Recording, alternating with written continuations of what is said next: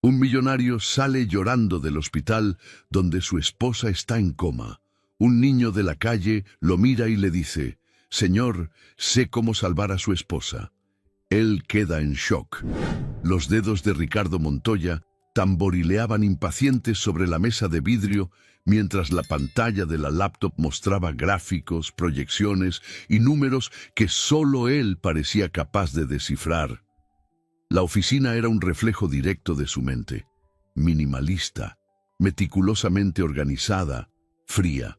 Cada detalle, desde la temperatura del aire acondicionado hasta la posición exacta de las carpetas con contratos, respondía a una lógica precisa, calculada, sin espacio para errores ni emociones.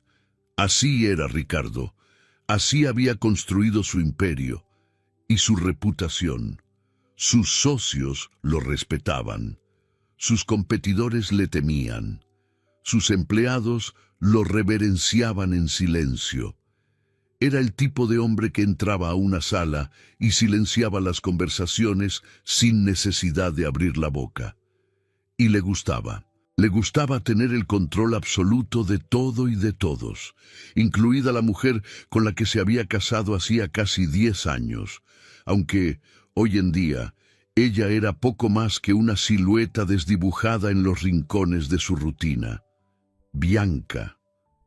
Rara vez pensaba en su nombre sin que un leve fastidio le apretara el pecho.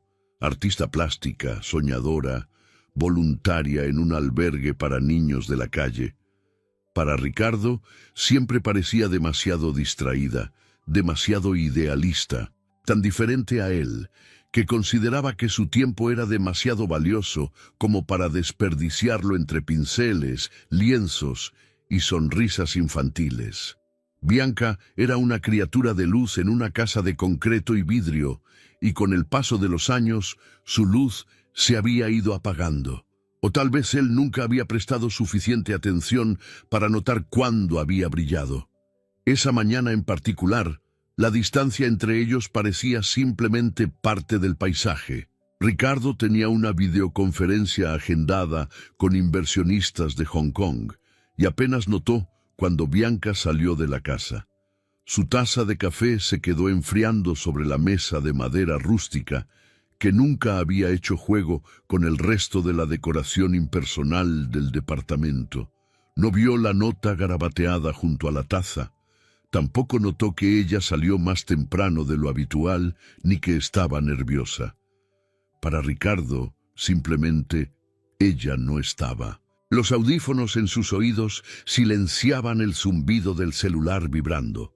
Apenas notó la llamada insistente cuando la pantalla iluminó un punto periférico de su visión. Número desconocido. Frunció el ceño y la ignoró. Pero la llamada volvió. 1, 2, 3 veces. Con un suspiro molesto contestó: «Señor Ricardo Montoya, le hablamos del Hospital San Gabriel. Su esposa, Bianca Montoya, sufrió un accidente automovilístico. Le pedimos que acuda con urgencia». Por unos segundos, el mundo se detuvo. No porque sintiera exactamente miedo, dolor o preocupación. El cerebro de Ricardo no funcionaba así. Su instinto inmediato fue organizar la información en compartimentos: accidente, hospital, tiempo de traslado, impacto en la agenda. Pero había algo incómodo en esa pausa, una sensación que no sabía nombrar, quizá porque llevaba años protegiéndose de ella. Colgó la llamada, canceló la reunión y atravesó su propio reflejo en el vidrio de la ventana. Abajo, la ciudad palpitaba indiferente. Ninguna fusión multimillonaria ni el despido de un CEO podían competir con el nudo que se formaba en su estómago. El trayecto al hospital fue rápido, pero no lo suficiente como para evitar que su mente comenzara a cuestionar. Bianca manejaba bien, evitaba avenidas congestionadas, no solía distraerse al volante. Entonces, ¿cómo? Al entrar al vestíbulo del San Gabriel, algo lo incomodó de inmediato. No era el olor estéril de hospital. Ricardo detestaba los hospitales, pero eso era esperado. Lo que lo hizo dudar fue la forma en que las miradas se desviaron cuando preguntó por Bianca. La recepcionista intercambió una mirada rápida con alguien en la puerta del área de emergencias. Un hombre de bata blanca y expresión neutra que desapareció por un pasillo sin presentarse. Señor Montoya, su esposa está en terapia intensiva. Sufrió un fuerte impacto en el tórax y un traumatismo cráneoencefálico. Está estable por ahora, pero en coma inducido, dijo la enfermera con un tono cuidadosamente técnico, como si hablara con un cliente difícil. Con pasos automáticos, Ricardo caminó por el pasillo. En cada puerta que pasaba, veía fragmentos de realidades que nunca habían formado parte de su vida. Un padre llorando en brazos de una enfermera, una niña abrazando una muñeca de trapo vieja, una anciana con las manos temblorosas. El mundo de carne y hueso que siempre evitó, el mundo de Bianca. Cuando entró a la habitación, el sonido de los monitores cardíacos llenaba el silencio opresivo. Bianca estaba ahí, inmóvil. Su piel pálida contrastaba con los mechones oscuros de cabello esparcidos sobre la almohada. La mujer que había ignorado por años parecía aún más distante ahora, atrapada en un sueño profundo cuyo final era incierto. Se acercó a la cama con una extraña vacilación. Tocó su mano y el frío de su piel casi lo hizo retroceder. Por primera vez en mucho tiempo, Ricardo Montoya sintió miedo. No el miedo que conocía, el de perder una negociación o ver caer las acciones, sino un miedo más antiguo y primitivo. El miedo de perder algo que ni siquiera había notado que era suyo. Fue entonces cuando vio el detalle que lo sacó de su trance. Las uñas de Bianca estaban llenas de tierra, como si hubiera estado cavando con las manos antes del accidente. Algo no cuadraba. La Bianca que él conocía nunca descuidaba su apariencia, por más simple que fuera su día. Ricardo Montoya, el hombre que lo controlaba todo, estaba frente a lo único que no sabía cómo controlar, lo desconocido. Y por primera vez en años entendió que su vida perfecta nunca había sido tan perfecta. El aire dentro del Hospital San Gabriel parecía más denso esa mañana. Tal vez era solo una impresión de Ricardo, o tal vez tenía que ver con la forma en que las miradas se desviaban cada vez que hacía una pregunta. Durante las primeras horas, atribuyó la tensión a su propio cansancio, noches mal dormidas, una fusión en proceso, su esposa en coma. Pero después de la tercera o cuarta pregunta ignorada, aquella sensación empezó a transformarse en algo más. Algo que le incomodaba a un nivel casi visceral. ¿Cómo fue el rescate? ¿Quién llamó a la ambulancia?, preguntó a la enfermera, una joven de moño apretado y ojos cansados. Ella vaciló un segundo más de lo normal antes de responder. Fue una llamada anónima. Encontraron su coche volcado cerca del viaducto. Ya estaba inconsciente cuando llegaron los paramédicos. ¿Pero por qué la trajeron aquí? Hay otros hospitales más cercanos. Es el protocolo para pacientes con traumatismos. La respuesta fue demasiado rápida, ensayada. Y aún así, la enfermera no sostuvo la mirada. Ricardo no respondió, solo registró aquella vacilación silenciosa en algún rincón de su mente, un instinto afilado tras años de negociaciones. La gente siempre hablaba más con sus silencios que con sus palabras. Más tarde, mientras caminaba por los estrechos pasillos del hospital, notó algo aún más extraño. Algunos empleados lo observaban desde lejos, como si evaluaran cada uno de sus movimientos.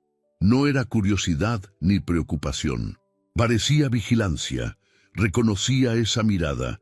La había visto en ejecutivos, tratando de anticipar el siguiente movimiento de un competidor. En medio de esa incomodidad creciente, Ricardo hizo un descubrimiento inquietante. En una conversación casual con una técnica en enfermería, ella mencionó algo que lo dejó helado. Su esposa. Ella estuvo aquí ayer, ¿verdad? Me pareció raro verla regresar tan pronto. ¿Ayer? Ricardo sintió el estómago hundirse. ¿Estuvo en el hospital ayer? Sí, creo que vino a hablar con alguien de la administración. La vi platicando con el guardia de la recepción. Ricardo se alejó sin responder. El mundo, antes tan sólido y predecible, empezaba a fracturarse en pequeñas grietas que él no sabía cómo reparar. ¿Qué hacía Bianca en el hospital el día antes del accidente? ¿Por qué no le dijo nada? Y sobre todo, ¿por qué nadie parecía querer hablar de eso? Aún digiriendo la información, Ricardo salió del hospital al final de la tarde para tomar aire fresco y espacio para organizar sus propios pensamientos. Fue entonces cuando escuchó la voz detrás de él. «Oiga, ¿usted es el esposo de Bianca?» Se giró con la expresión de alguien que no tiene paciencia para interrupciones. Pero la figura frente a él lo desarmó. Era un niño, no mayor de 10 años, con la piel curtida por el sol y el polvo, la camiseta demasiado grande y los tenis rotos. Sostenía algo pequeño y brillante entre los dedos. Una pulsera. La pulsera de Bianca. «¿Quién eres?», preguntó Ricardo, su voz firme pero sin la autoridad con la que solía imponerse en sus reuniones. «Felipe», respondió el niño. «Soy del albergue donde Bianca ayuda. Ella me dio esta pulsera la semana pasada, pero la encontré en el suelo, cerca de donde dicen que tuvo el accidente. Estaba llena de tierra. Se me hizo raro y la guardé». Ricardo tomó la pulsera y mientras la giraba entre los dedos, notó algo. Entre los pequeños eslabones dorados había un diminuto pedazo de papel doblado. Con cuidado lo desdobló. Casi ilegible, escrito a toda prisa con una pluma azul, leyó: «No confíes en el hospital». El corazón de Ricardo se saltó un latido. «¿Cómo me encontraste?», preguntó. «Bianca siempre hablaba de usted», dijo Felipe, desviando la mirada rápidamente. «O sea, hablaba... Lo vi en el periódico una vez. Sabía que vendría al hospital». Las palabras del niño tenían una simplicidad que cortaba como un cuchillo. Ricardo pasó años construyendo muros a su alrededor, y aún así ese niño de la calle sabía más sobre Bianca que él. La culpa le picó como una aguja rápida y profunda, pero no hubo tiempo de procesarla. «¿Por qué te dio esta pulsera?». Felipe miró a los lados antes de responder, como si temiera ser escuchado. «Porque estaba investigando cosas raras, niños desapareciendo del albergue, y ella creía que el hospital tenía algo que ver. Dijo que si le pasaba algo, tenía que buscarlo a usted». El aire desapareció de los pulmones de Ricardo. Su mente, entrenada para hacer conexiones rápidas entre contratos y negociaciones, ahora intentaba encajar piezas mucho más oscuras. Bianca en el hospital antes del accidente, la pulsera sucia de tierra, el billete desesperado, los niños desaparecidos. «¿Viste algo esa noche?», preguntó Ricardo. «Vi un coche negro siguiéndola. Conozco a esos tipos. Han ido al albergue antes». El estómago de Ricardo se hizo un nudo. Antes de poder procesarlo por completo, el reflejo de una cámara de seguridad en el poste de luz llamó su atención. Instinto corporativo. Si algo estaba pasando, habría registros. Esa misma noche, usando contactos de una empresa de seguridad privada que trabajaba con su corporación, Ricardo consiguió acceso a las grabaciones del área donde el coche de Bianca había volcado. Lo que vio le heló la sangre. Bianca no perdió el control sola. Un segundo coche la acercó, obligándola a salirse del camino y estrellarse contra la tierra. La escena duró segundos, pero fue clara. Eso no había sido un accidente. Con cada nuevo descubrimiento, el mundo que Ricardo conocía se desmoronaba un poco más.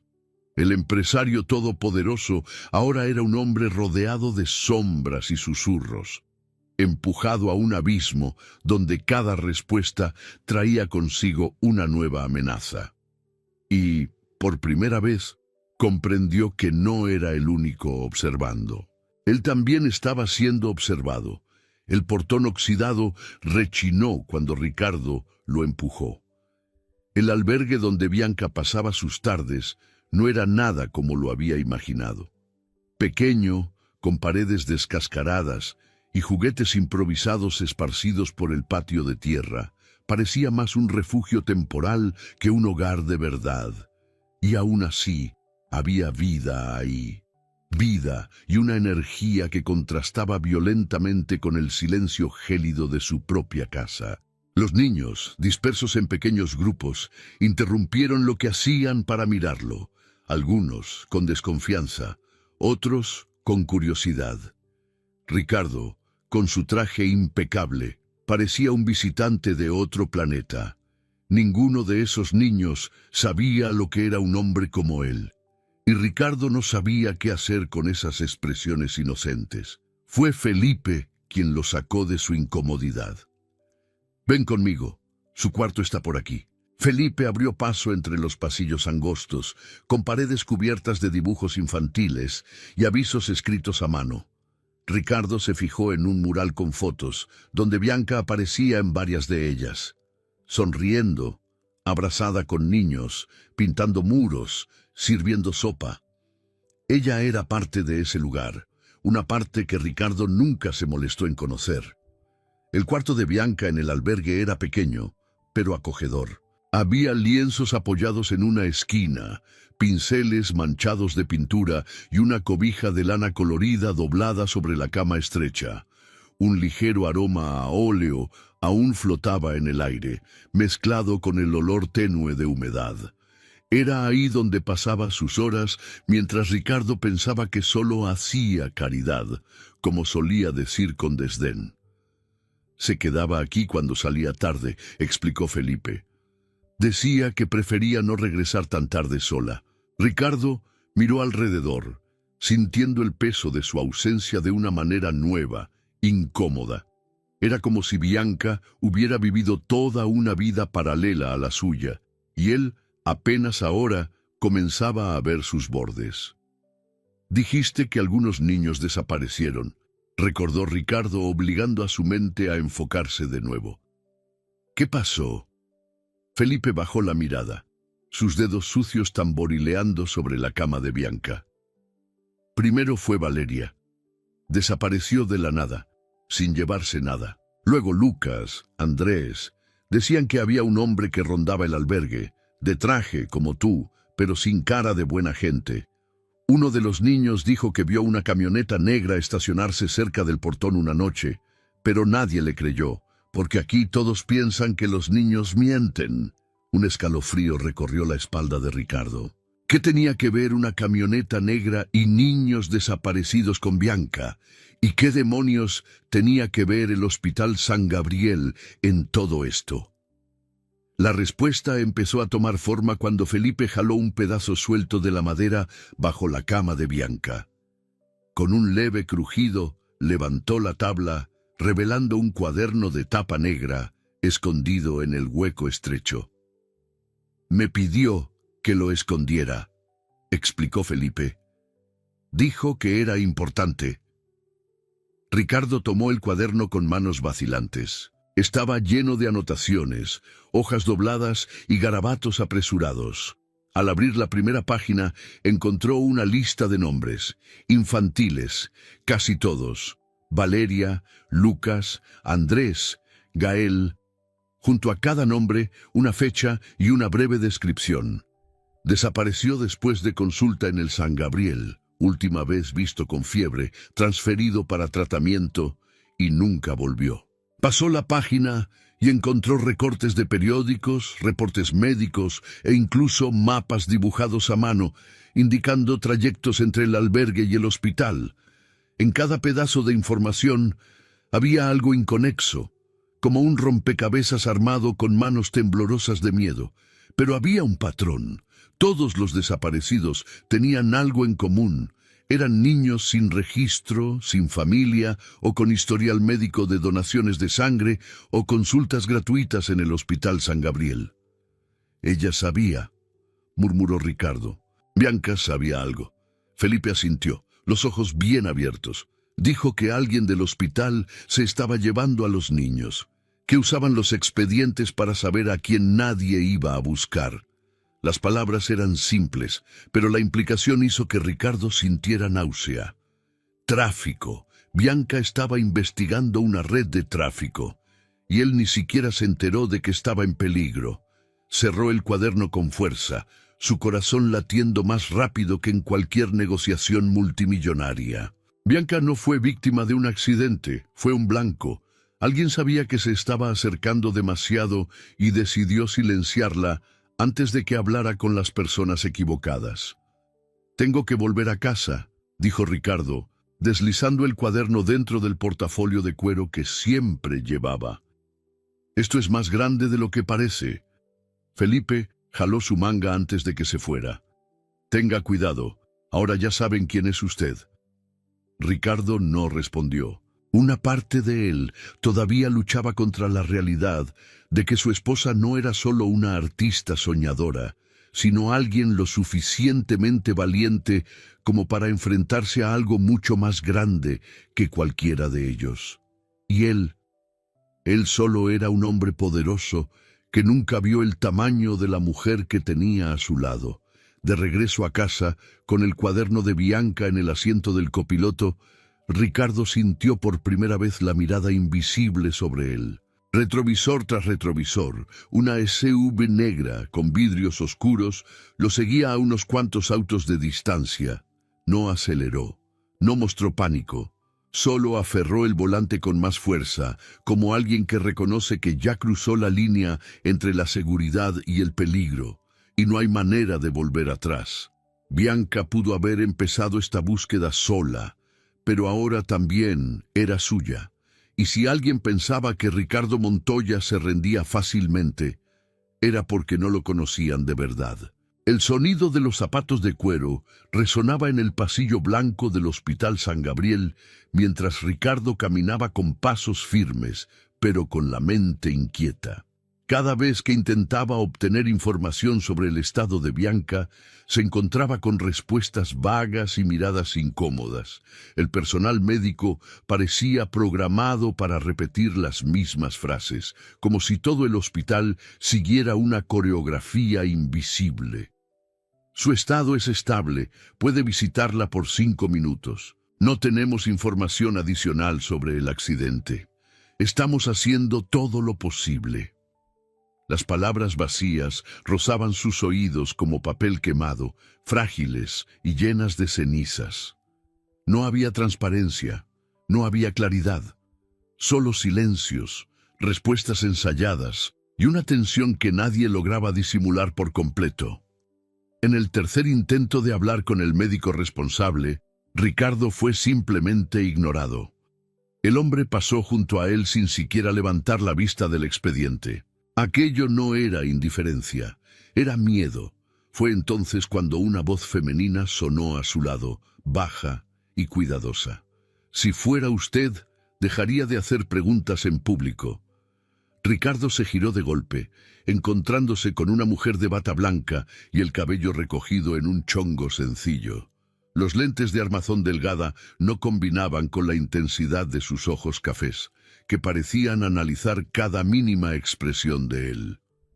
«¿Quién es usted?», preguntó directo. «Doctora Jimena». «Estoy a cargo de la terapia intensiva», respondió ella, lanzando una rápida mirada a los lados antes de seguir. Su esposa no está en coma por el accidente. El mundo de Ricardo se detuvo por una fracción de segundo. El pasillo, el hospital, las máquinas, todo se desvaneció. «¿Cómo dijo?». Su voz salió áspera. «Bianca fue inducida al coma», explicó la doctora en un murmullo. «Cuando llegó aquí, estaba consciente, desorientada, claro, pero despierta, hasta que alguien dio la orden, algo sobre mantenerla bajo control mientras resolvían pendientes. ¿Quién dio esa orden?». Ricardo se inclinó hacia ella, el rostro endurecido por una furia helada. «No lo sé, solo lo escuché», respiró profundo. «Pero tiene que sacar a su esposa de aquí, y rápido».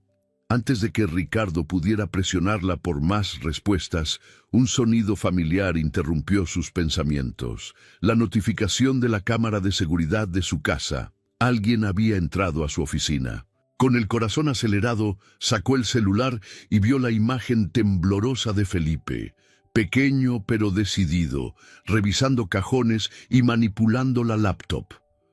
Cuando Ricardo llegó a casa minutos después, encontró al niño sentado en su silla, sosteniendo el celular de Bianca. «Lo encontré en su cajón en el albergue», explicó Felipe. «Es un video». Con dedos temblorosos, Ricardo le dio play. La imagen era oscura y temblorosa. Bianca sostenía el celular cerca de su cara, con los ojos abiertos de par en par y la respiración agitada. Estaba en un pasillo estrecho, las paredes descarapeladas y húmedas. El eco de unos pasos resonaba al fondo. «Yo sabía que algo no estaba bien. Escuché voces», susurró Bianca, la voz temblorosa. «Este hospital. Hay algo raro en este hospital. Hay una puerta en el sótano, sin letrero. Vi a un hombre de traje entrar, pero no era médico. Escuché niños llorando». Volteó hacia atrás como si sintiera que alguien la seguía. «Si no salgo de aquí, alguien tiene que saberlo. Ellos se están llevando a los niños del albergue. Los están usando. No sé para qué, pero...» El video se cortó con un golpe seco, seguido de oscuridad. Felipe miró a Ricardo con nerviosismo. «Creo que me quiso proteger», dijo el niño. Sabía que la estaban siguiendo. La mente de Ricardo trabajaba a toda velocidad. El hospital, los niños desaparecidos, la persecución del auto, todo llevaba al mismo punto. Bianca descubrió algo que no debía y ahora estaba pagando el precio. «Vamos al hospital», dijo Ricardo levantándose de golpe. Esta noche, la madrugada era su cómplice. El hospital, oscuro y silencioso, parecía otro lugar. Sin el flujo de pacientes y doctores, los pasillos vacíos parecían túneles abandonados. Ricardo y Felipe se movían con cuidado, evitando las cámaras y usando las sombras a su favor. Felipe avanzaba con la naturalidad de quien ya había explorado lugares prohibidos. Frente a la escalera de emergencia, señaló una puerta de metal sin letrero, exactamente como en el video de Bianca. Ricardo giró la perilla, pero estaba cerrada. Felipe ya sacaba de su bolsillo un desarmador oxidado. «Soy bueno con las cerraduras», murmuró. Tras unos segundos de metal rechinando, la chapa cedió. La puerta se abrió, revelando una escalera de concreto que descendía. Un olor metálico y húmedo llenó el aire. Bajando escalón por escalón, Ricardo vio la verdad desplegarse ante sus ojos. Archivos apilados en estantes, expedientes de pacientes desaparecidos, listas de nombres tachados, niños, sin familia, sin registros oficiales. Una tabla resaltaba fechas, tipos de sangre, órganos compatibles. Junto a cada nombre, una cifra, como si cada vida fuera solo una transacción. «Dios santo», susurró Ricardo. Felipe le jaló la manga, pero no hubo tiempo para reaccionar. Pasos pesados resonaban en la escalera. Alguien había notado la intrusión. «¡Corre!», susurró Felipe. Corrieron por el pasillo estrecho, girando en esquinas al azar. Puertas cerradas, corredores que terminaban en muros sin salida. Hasta que encontraron una puerta de mantenimiento con una rejilla de ventilación abierta. Felipe, pequeño y ágil, entró primero. Ricardo lo siguió, desgarrando su camisa en el proceso. Al otro lado, salieron al estacionamiento de servicio, ocultos entre las sombras. Adentro, los ecos de los guardias aún resonaban, pero Ricardo ya lo sabía. Habían visto sus caras, y ahora ya no había marcha atrás. Tenía la verdad en sus manos, pero para exponerla tendría que sobrevivir. Y en el mundo donde Ricardo Montoya era experto, la supervivencia y el poder siempre habían sido dos caras de la misma moneda. El olor a aceite quemado y metal oxidado impregnaba el aire. El taller abandonado no era más que una bodega sucia, con herramientas viejas tiradas por todos lados y paredes cubiertas de hollín. Felipe estaba agachado junto a un estante, desmontando nerviosamente un viejo walkie-talkie, mientras Ricardo esparcía el contenido del cuaderno de Bianca sobre una mesa improvisada. Bajo la luz amarillenta de una linterna débil, las páginas llenas de garabatos revelaban un patrón cada vez más claro y perturbador. Nombres de niños, fechas de consultas en el Hospital San Gabriel, anotaciones sobre síntomas que parecían inofensivos. Fiebres inexplicables, análisis de sangre frecuentes, internamientos por cosas menores. Cada registro terminaba igual: desaparecido. Como si esos niños nunca hubieran existido. Invisibles para el sistema, para la policía, para la sociedad. Eran los blancos perfectos.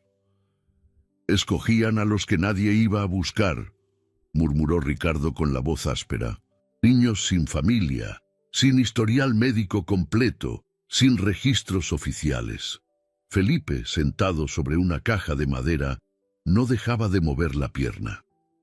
Yo intenté contarle a la gente del albergue, pero nadie me creyó. Pensaron que me estaba inventando cosas para llamar la atención. El niño se mordió el labio. Pero yo lo vi. Vi cuando se llevaron a Gael. Ricardo levantó la mirada. ¿Quién es Gael? Mi mejor amigo. Tenía bronquitis y siempre lo llevaban al hospital. Un día llegó un tipo de traje. Dijo que lo iban a llevar a un lugar mejor para su tratamiento. Nunca regresó. Bianca me creyó. Dijo que iba a averiguar qué le hicieron. Creo que ahí fue donde se metió en esto. Ricardo cerró los ojos un instante, como si intentara procesar el peso de esa verdad. Bianca no era solo una artista o una voluntaria. Se había convertido en el único puente entre esos niños y la verdad que todos preferían ignorar. Y ahora él estaba atrapado en una red que iba mucho más allá de un simple hospital. Afuera, el viento golpeaba las puertas metálicas, haciéndolas rechinar como si estuvieran a punto de caerse. Ricardo sabía que no podrían quedarse ahí por mucho tiempo. Los estaban cazando. De eso ya no había duda. De regreso en su departamento, Ricardo notó cambios sutiles que antes le habrían pasado desapercibidos. La luz de la entrada parpadeaba de forma extraña. El portero, que siempre lo saludaba con cortesía, evitaba mirarlo a los ojos. Y al final de la calle, un sedán plateado con vidrios oscuros llevaba demasiado tiempo estacionado. Felipe, sentado en el sillón, miraba a todos lados como un animal acorralado. ¿Nos están vigilando?, preguntó en voz baja. Sí, respondió Ricardo sin rodeos. Con movimientos rápidos y calculados, sacó su celular y revisó el historial de llamadas. Números desconocidos aparecían con una frecuencia inusual, acompañados de llamadas que duraban solo unos segundos. Cambió el chip apenas 3 días antes, pero ya lo habían rastreado otra vez. Mi teléfono está intervenido, concluyó, tirando el aparato en un vaso con agua para inutilizarlo. Saben cada movimiento que hacemos. Felipe lo miró con una mezcla de miedo y admiración. Para el niño de la calle, Ricardo era el tipo de hombre que parecía controlar el mundo con solo una mirada. Pero ahora, hasta él parecía un animal acorralado. La persecución no tardó en intensificarse. Al caer la tarde siguiente, mientras Ricardo revisaba viejos documentos buscando alguna conexión entre el Hospital San Gabriel y empresas fantasma, Felipe salió a comprar un paquete de galletas a la tiendita de la esquina. Nunca llegó de regreso. La imagen de Felipe siendo arrastrado por 2 hombres hacia una SUV negra quedó grabada en las cámaras de seguridad del edificio. Ricardo vio todo en tiempo real desde el monitor de la recepción y sintió el estómago helarse. Por un segundo pensó en llamar a la policía. Pero, ¿a quién iba a llamar? Al mismo sistema que protegía al hospital. al mismo sistema que convertía a los niños en mercancía. Sin pensarlo, agarró las llaves del coche y salió disparado. La SUV no había avanzado mucho. La vio doblar en una calle hacia una zona industrial. Ricardo pisó el acelerador, el motor rugiendo con una furia que parecía salir directamente de su pecho. Sus manos apretaban el volante hasta que los nudillos se le pusieron blancos. Nunca en su vida había peleado por alguien así, ni siquiera por Bianca, pero Felipe ya era parte de esto, parte de él. La SUV entró a una bodega abandonada. Ricardo apagó las luces y entró por una puerta trasera, pisando con cuidado entre tablones y escombros. Su corazón latía tan fuerte que parecía que lo iban a escuchar.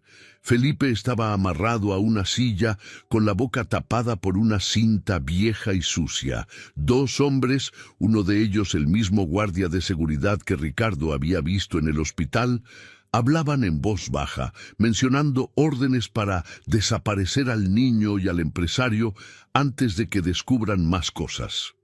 Sin pensarlo, Ricardo agarró una llave inglesa que estaba tirada en el suelo y se lanzó. El primer golpe fue seco y directo a la rodilla de uno de los hombres. El guardia cayó al suelo con un grito ahogado.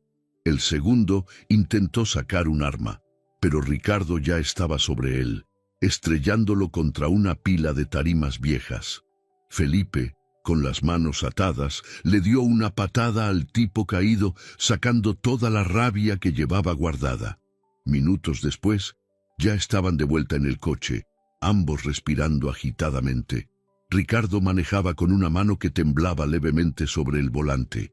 Felipe, con el rostro sucio y los ojos bien abiertos, abrazaba el cuaderno de Bianca como si fuera un escudo. ¿Y ahora qué? Su voz era apenas un hilo. Ricardo respiró hondo, sintiendo el peso del futuro caerle encima como un bloque de concreto. Ahora conseguimos pruebas, pruebas definitivas, algo que nadie pueda esconder. Y por primera vez en mucho tiempo, Ricardo Montoya entendió que ya no estaba huyendo. Ahora él era el cazador. El reloj en el tablero del auto marcaba las 2:43 de la madrugada, cuando Ricardo estacionó 2 calles antes del Hospital San Gabriel. La oscuridad era espesa. La ciudad dormía en un silencio cómplice, pero dentro de Ricardo todo era ruido. La adrenalina corría libre en sus venas, golpeando en cada latido de su corazón. En el asiento del copiloto, Felipe mordía su labio, con la mirada fija en la fachada iluminada a lo lejos. «Lars, ¿estás seguro?», preguntó Ricardo en voz baja, pero con una gravedad que Felipe nunca le había escuchado antes. El niño no respondió de inmediato. Después de todo lo que habían pasado, ya no había forma de echarse atrás.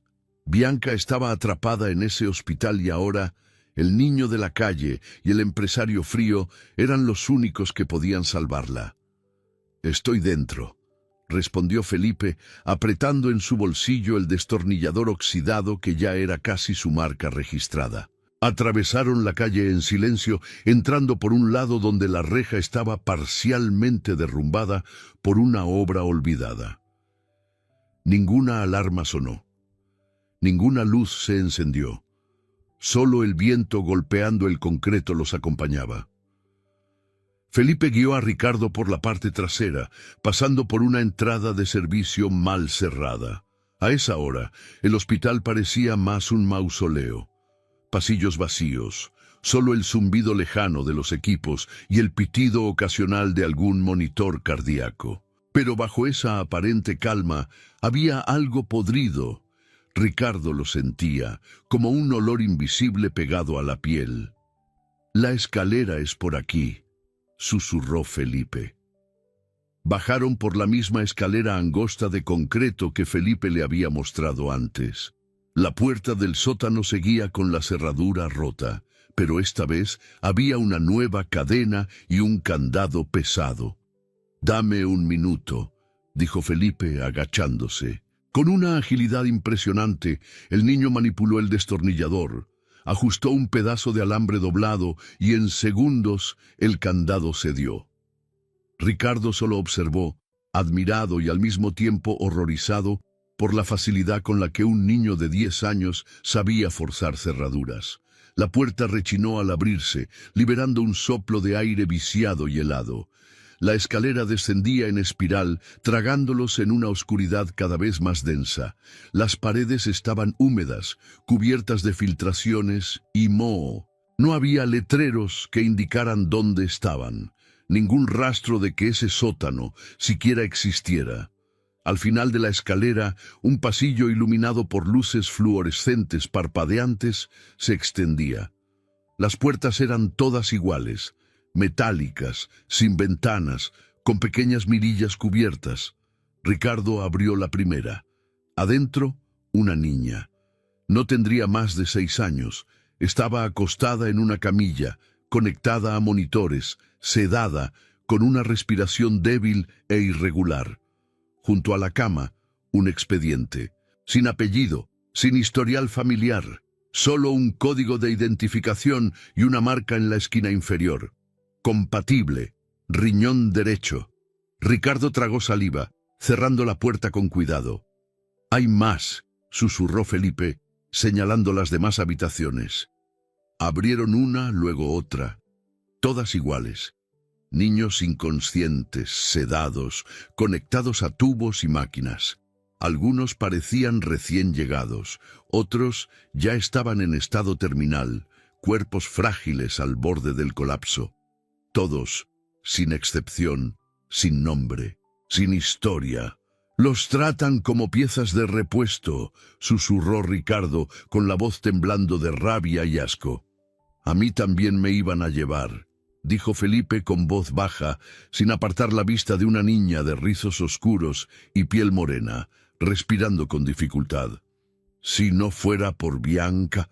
El nombre de Bianca encendió una chispa en Ricardo. «Tiene que estar aquí», dijo, jalando a Felipe del brazo. Avanzaron por el pasillo, abriendo y cerrando puertas con más prisa hasta que llegaron a la última. Era una sala más grande, con 2 guardias al fondo, ambos dormidos en sillas de plástico. En el centro de la habitación, Bianca, acostada en una camilla conectada a aparatos, pálida e inmóvil. «Bianca», susurró Ricardo. Atravesó la habitación sin pensar, ignorando el riesgo, la presencia de los guardias, todo. Tocó su rostro con una delicadeza que no sabía que tenía, sintiendo la frialdad de su piel contrastando con el latido frágil bajo sus dedos. Felipe jaló una bandeja de instrumentos quirúrgicos, provocando un fuerte ruido metálico. Uno de los guardias se movió, murmuró algo en sueños, pero no despertó. Ricardo desató las ataduras del brazo de Bianca, la envolvió en las sábanas y la levantó en brazos. Era tan liviana, más de lo que recordaba, tal vez el peso de la ausencia. «Vámonos», dijo Ricardo. Pero el destino no facilitaría la fuga. Al cruzar la puerta, una alarma silenciosa se activó. Una luz roja se encendió en el techo. El pasillo, antes desierto, ahora reverberaba con pasos apresurados. «¡Por aquí!», gritó Felipe, jalando a Ricardo hacia una salida lateral. La persecución fue feroz. Hombres de traje y guardias armados surgieron de todas partes, voces dando órdenes confusas por los radios. Felipe, pequeño y ágil, guió a Ricardo por los pasillos con la precisión de alguien que ya había huido antes. Se deslizó por un pasaje de mantenimiento, cruzó un almacén de insumos médicos y destrabó una salida de emergencia con su inseparable destornillador. Salieron al estacionamiento, Ricardo cargando a Bianca y Felipe corriendo adelante. 2 guardias aparecieron en la esquina, pero Felipe, conociendo cada atajo, derribó una pila de cajas, levantando una nube de polvo que cubrió su escape. Subieron al auto. Ricardo pisó el acelerador sin mirar atrás. Al amanecer, estacionaron frente a un edificio discreto, la oficina del periodista Gustavo Páez.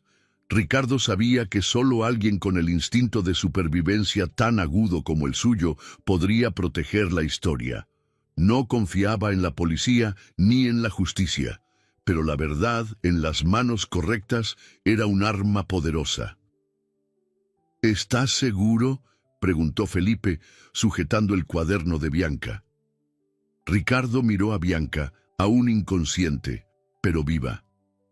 Luego miró a Felipe, un niño que había visto más horrores de los que cualquier adulto debería ver. «No vamos a detenernos», respondió Ricardo, «ni siquiera después de esto». Felipe asintió. La puerta del periodista se abrió, y juntos entraron, no como fugitivos, sino como sobrevivientes listos para dar pelea. El sol apenas había salido cuando los primeros titulares comenzaron a circular. En los portales de noticias, en la radio, en los televisores encendidos en las salas de espera. Red de tráfico de órganos es desmantelada en hospital de élite. Las palabras rebotaban de pantalla en pantalla, cada nueva actualización trayendo detalles aún más oscuros. Niños secuestrados, pacientes desaparecidos, expedientes falsificados, médicos convertidos en mercaderes de vidas. Ricardo observaba en silencio, de pie junto a la ventana del departamento, con el café enfriándose en sus manos. Las pruebas entregadas al periodista Gustavo Páez habían sido demoledoras. Registros médicos, imágenes del sótano, grabaciones de Bianca, un rompecabezas armado pieza por pieza, imposible de negar o esconder. Por más que lo intentaran, el Hospital San Gabriel se había convertido en un símbolo podrido de la corrupción que se infiltraba en los rincones más intocables de la sociedad. Pero no todo había sido una victoria. Algunos médicos de rango medio fueron arrestados. Enfermeros que habían sido obligados a colaborar dieron detalles del esquema. Algunos guardias de seguridad huyeron. Y como Ricardo temía, las figuras realmente poderosas, aquellas cuyos nombres jamás aparecían en contratos o registros formales, seguían libres, intactas, intocables. Vio el rostro de un senador sonriendo en una entrevista, lamentando el lamentable caso de corrupción aislada en el hospital. Vio empresarios del sector salud negar cualquier vínculo, mientras transferían acciones a offshores en tiempo récord. No había pruebas suficientes para llegar hasta ellos, aún, pero las habrá, pensó Ricardo, aunque tenga que cavar cada centímetro de esta tierra. Detrás de él, el sonido suave de una tos lo sacó de sus pensamientos. Bianca estaba en el sofá, envuelta en una manta delgada, su cabello aún opaco, pero con los ojos más vivos que en días anteriores. Cada pequeño avance era una victoria. Después de días entre la vida y la muerte, Bianca comenzaba a despertar, y Ricardo no se había movido de su lado. Aprendió a hacerle té de manzanilla como a ella le gustaba. Le preparaba sopas tibias, le leía en voz alta mientras dormía y sostenía su mano hasta que el sueño la vencía. El hombre que antes no tenía tiempo ni para almuerzos en familia, ahora contaba los latidos de una mujer a la que casi perdió. «Está saliendo otra vez», murmuró Bianca señalando la pantalla del televisor. La noticia mostraba una foto suya, sonriendo frente al albergue. «Te convertiste en un símbolo de valentía», dijo Ricardo, acercándole una taza caliente. «Aunque no lo quisieras». Bianca sonrió, débil, pero sincera. «Solo quería ayudar». Su voz seguía ronca, pero firme. «Y ayudaste», respondió Ricardo sentándose a su lado. «Más de lo que cualquiera de nosotros pudo». El sonido de pasos apresurados resonó en el pasillo, y Felipe entró en la sala con un paquete de galletas bajo el brazo y un cuaderno de dibujos en la otra mano. Desde la fuga del hospital, se había negado a dormir lejos de ellos. Ricardo no preguntó. Sabía que algunas cicatrices no sanaban solas. «Compré las de chocolate», dijo Felipe, dejándose caer sobre la alfombra. «Están pasando tu foto otra vez, Bianca. Ya eres famosa». Bianca le sonrió, alzando su mano débil para despeinar los cabellos desordenados del niño. Ricardo observó la escena con una mezcla de gratitud y culpa. Había fallado en proteger a Bianca demasiadas veces. Pero ahora, entre el caos y los escombros, una nueva familia se estaba formando. Imperfecta, rota, pero real. Felipe se giró hacia Ricardo. ¿Y ahora qué? ¿Vamos a seguir buscándolos?, preguntó el niño, con un brillo en los ojos que Ricardo reconoció de inmediato. Hambre de justicia. Ricardo respiró hondo. El viejo Ricardo Montoya habría vuelto a la oficina, enterrado el caso y seguido adelante. Después de todo, la fusión internacional que tanto había perseguido seguía en pie, esperando su firma. Pero ese Ricardo ya no existía. En su lugar había un hombre que había sostenido en brazos a un niño inconsciente, que había visto a su esposa arriesgar su vida por aquellos a quienes el mundo ignoraba, que había caminado por los pasillos de un horror subterráneo. Él conocía el precio de la indiferencia y no estaba dispuesto a pagarlo otra vez. «No vamos a detenernos», dijo, su voz firme. «Ellos creen que pueden esconderlo todo, pero ahora saben que los estamos observando, y no dejaremos de mirar hasta que caigan». Felipe asintió. Sus ojos brillaban con una mezcla de miedo y emoción. Por primera vez no estaba solo. Ya no era un niño invisible para el mundo, ahora era parte de algo más grande. El teléfono fijo de la sala sonó. Ricardo contestó, su mirada endureciéndose al escuchar el tono de voz al otro lado de la línea. Alguien poderoso, alguien que no dijo su nombre, alguien que dejó un mensaje claro. «Esto no ha terminado, Montoya. Abriste una puerta que no debías. No creas que podrás cerrarla». Ricardo colgó sin responder. Caminó hasta la ventana y miró hacia la ciudad. La misma ciudad que había aprendido a manipular con contratos y acuerdos. Ahora la veía con otros ojos. Los ojos de alguien que sabía que había más oscuridad que luz en esas calles. Pero también sabía que esta vez no estaba solo. Bianca, despertando poco a poco. Felipe, con un coraje que superaba su edad. Y él mismo, renaciendo de las cenizas del hombre que alguna vez fue, para convertirse en algo distinto. Algo que aún no sabía cómo nombrar, pero que sentía latir dentro de su pecho. La lucha apenas comenzaba. Pero esta vez Ricardo Montoya estaba listo para ella. El sol de otoño entraba por la ventana de la habitación, iluminando el lienzo inacabado sobre el caballete. Las pinceladas aún eran irregulares, marcas de una artista que redescubría sus propias manos después de casi perderlo todo. Sentada en un sillón cercano, Bianca giraba entre los dedos un pincel delgado, como si el simple roce de la madera contra su piel fuera parte de su recuperación. Cada día era una pequeña victoria. La voz regresó poco a poco, primero temblorosa, luego con la suavidad y firmeza que Ricardo siempre subestimó. Sus movimientos, antes torpes por meses de sedación y debilidad, estaban recuperando su fluidez. Pero había algo en los ojos de Bianca que jamás volvería a ser como antes. Un brillo de alguien que había visto el fondo del abismo, pero se negó a quedarse ahí. Ricardo la observaba desde la puerta, con una leve sonrisa en los labios. Incluso en el silencio, parecía que hablaban más que en años de matrimonio. Ahora, cada segundo juntos tenía un peso distinto. La ausencia, el dolor, el miedo y al final la victoria compartida de quienes atravesaron el infierno de la mano, incluso sin saber si al final seguirían sosteniéndola. Pero la recuperación de Bianca no era el único proceso en marcha. Las primeras detenciones fueron rápidas, casi demasiado fáciles. Médicos y operadores de nivel medio, personas que manejaban expedientes y facilitaban el acceso a los niños olvidados. Las entrevistas de Gustavo Páez, el periodista que Ricardo y Felipe habían buscado, fueron quirúrgicas. Documentos, videos, registros secretos. Cada nueva publicación en la prensa arrojaba más luz sobre las sombras del Hospital San Gabriel.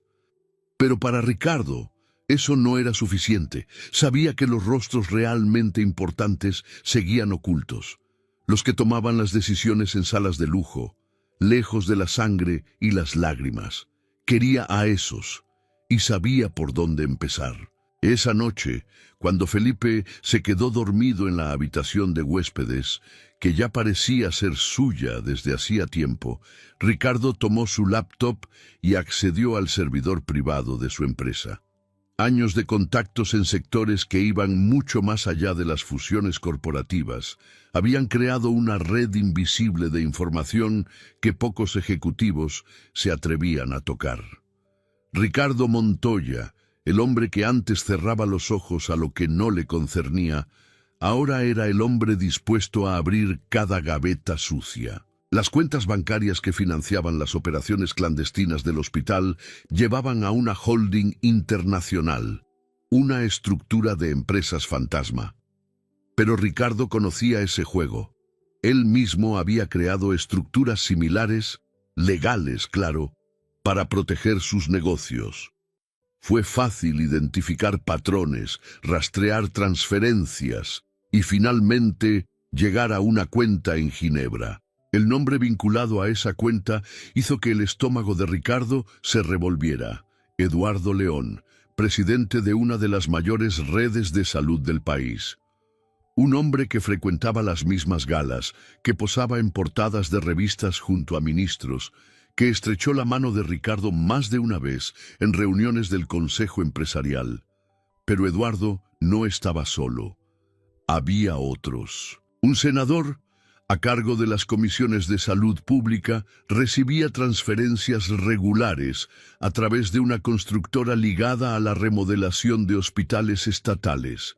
Un magistrado, cuya esposa era socia de una clínica de lujo, registraba a los niños desaparecidos como pacientes internacionales.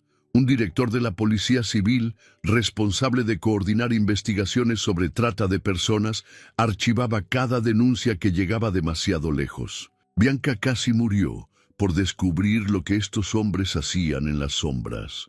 Con las pruebas en la mano, Ricardo pudo haber ido directamente a la prensa otra vez, pero esta vez quería algo diferente. Quería verlos caer, sin posibilidad de retorno. Y para eso necesitaba algo que su dinero no pudiera comprar: exposición pública, política y judicial simultáneamente. Entonces llamó a Gustavo Páez. «Quiero una rueda de prensa», dijo sin rodeos. «¿Rueda de prensa?». Gustavo dudó. «¿No es demasiado arriesgado? No más de lo que ya vivimos. No van a callarme, no esta vez». Días después, en un auditorio repleto, Ricardo Montoya, el magnate implacable del mundo corporativo, subió al escenario junto a Bianca y Felipe.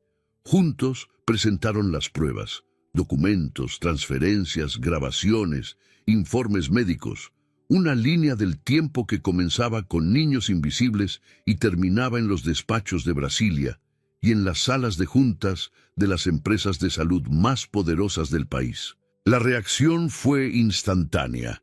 En vivo, la verdad se esparció sin posibilidad de control. Cadenas de televisión interrumpieron su programación para cubrir la denuncia. Las redes sociales explotaron con imágenes de Bianca, quien antes yacía inconsciente en una camilla, ahora de pie, firme, enfrentando cara a quienes intentaron matarla. Días después, Eduardo León fue arrestado al intentar huir a Lisboa.